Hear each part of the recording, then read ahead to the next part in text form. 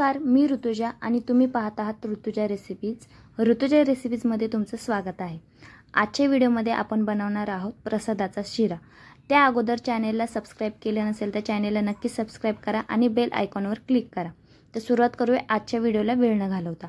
तर प्रसादाचा शिरा बनवण्यासाठी साहित्य पाहूया. तर इथे मी घेतलेला आहे रवा, एक केळ, ड्रायफ्रूट्स, वेलची पावडर, तुळशीची पानं, साखर, दूध आणि तूप इथे मी घेतलेलं आहे. तर सुरुवात करूया.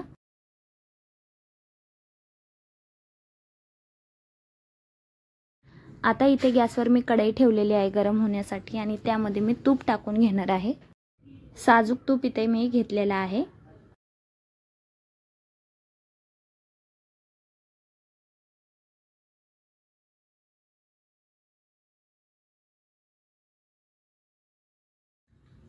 आता तूप गरम झालेलं आहे. त्यामध्ये आपण ड्रायफ्रूट्स टाकून घेणार आहोत आणि चांगले लालसर होईपर्यंत भाजून घेणार आहोत. त्यानंतर यामध्ये चारोळे ॲड करूया.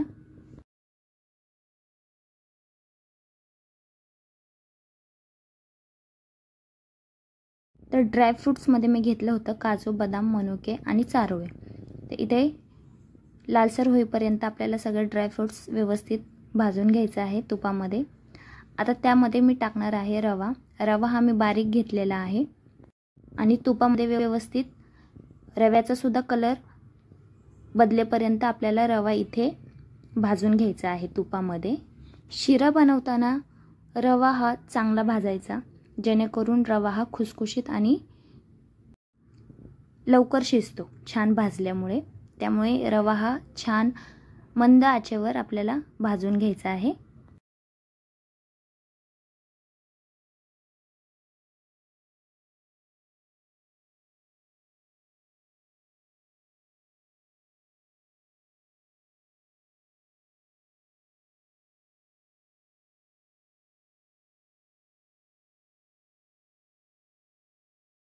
आता रव्याचा रंग बदलत आहे. रव्याला थोडासा ब्राऊन असा कलर यायला चालू झालेला आहे.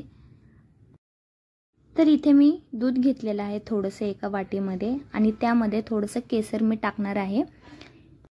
त्यामुळे इथे रव्याला कलर छान येणार आहे. आता दुधामध्ये 5 मिनिटं केसर टाकून ठेवूया.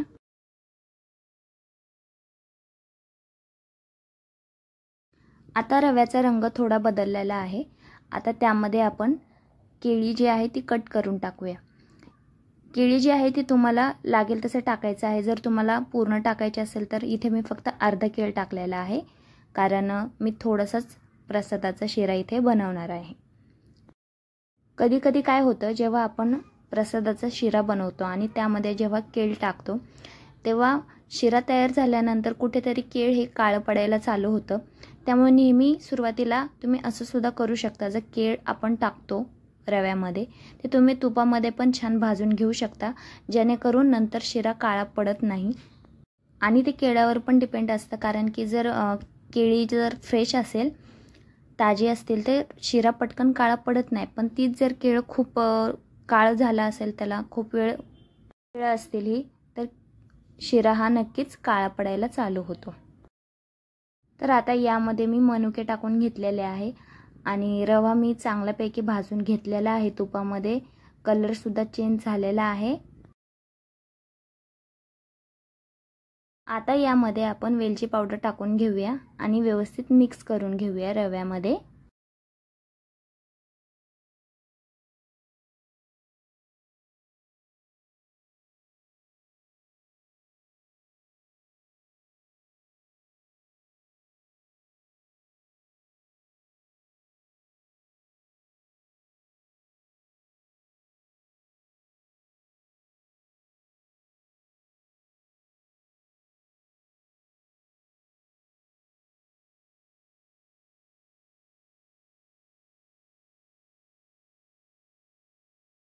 तर आता यामध्ये आपल्याला दूध ओतून घ्यायचं आहे. तुम्ही पाणीसुद्धा टाकू शकता, पण दुधामुळे शिऱ्याला छान अशी चव येते आणि शिरा हा छान घुसघुशीत असा होतो आणि मऊसूद असा होतो. आता दूध किंवा पाणी हे जास्त टाकायचं नाहीये, लागेल तसंच यामध्ये टाकायचं आहे, कारण की जास्त टाकल्यामुळे शिरा हा चिकट होतो, त्यामुळे दूध किंवा पाणी लागेल तसंच यामध्ये टाकायचं आहे। आता यामध्ये जे मी दुधामध्ये केसर टाकून ठेवलं होतं ते दूध यामध्ये मी टाकून घेतलं आहे आणि पुन्हा एकदा व्यवस्थित मिक्स करून घ्यायचं आहे।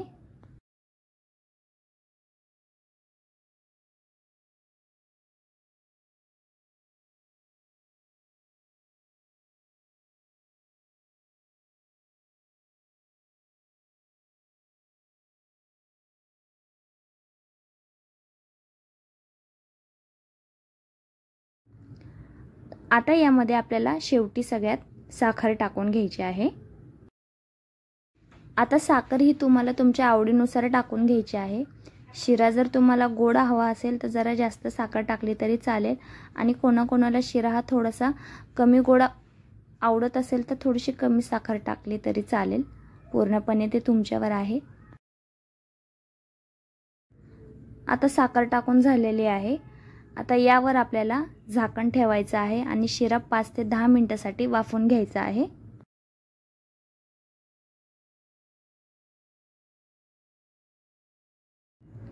तर 10 मिनिटं झालेले आहे। मंद आचेवर मी रवा हा छान शिजवून घेतलेला आहे आणि त्यामध्ये तुळशीची पाने टाकून घेतलेले आहे आणि पुन्हा एकदा व्यवस्थित मिक्स करून घेते।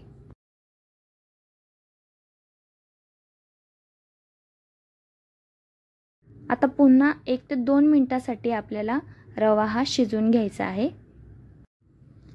तर प्रसादाचा शिरा हा तयार झालेला आहे। परफेक्ट प्रसादाचा शिरा याची रेसिपी मी तुमच्यासोबत शेअर केलेली आहे आणि तुम्ही सुद्धा एकदा या पद्धतीमध्ये नक्की प्रसादाचा शिरा बनवून पहा। व्हिडिओ आवडला असेल तर व्हिडिओला लाईक, कमेंट, शेअर करा। चॅनलला नक्की सबस्क्राईब करा, जेणेकरून सगळे व्हिडिओचे नोटिफिकेशन तुम्हाला मिळत राहतील। शिरा छान शिजलेला आहे आणि तयार झालेला आहे प्रसादाचा शिरा। तुम्ही सुद्धा बाप्पांसाठी या पद्धतीमध्ये नक्की प्रसादाचा शिरा बनवा। तर भेटूयात पुढच्या व्हिडिओमध्ये अशीच एक छान रेसिपी घेऊन। धन्यवाद।